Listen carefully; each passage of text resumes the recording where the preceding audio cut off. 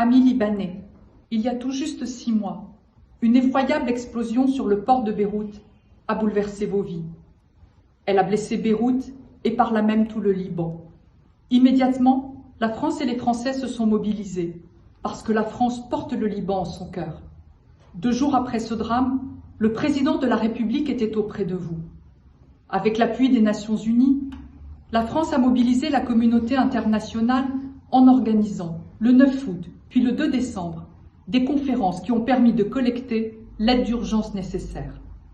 Aujourd'hui, dans un Liban confiné et face à une situation sanitaire dramatique, la France est toujours là, à vos côtés.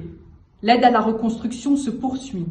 Je signerai dans quelques jours un soutien à la reconstruction de l'hôpital de la Quarantaine, des dons de produits de première nécessité dont la lutte contre la Covid-19 seront livrés dans quelques jours. En effet, au drame du 4 août s'est ajoutée l'aggravation de la situation sanitaire, sur fond d'une crise économique, sociale, politique, dont nous ne voyons pas la fin.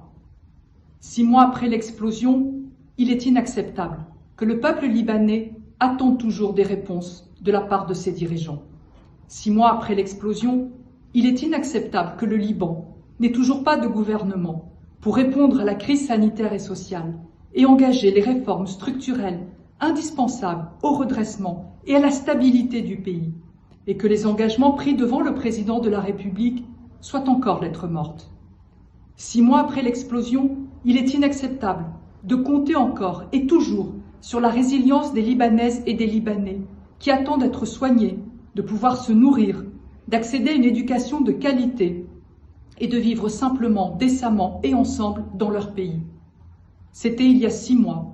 Pour beaucoup d'entre vous, c'était hier et c'est encore aujourd'hui.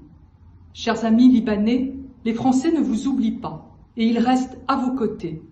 À tous les responsables de ce pays, je voudrais vous redire que votre responsabilité individuelle et collective est majeure.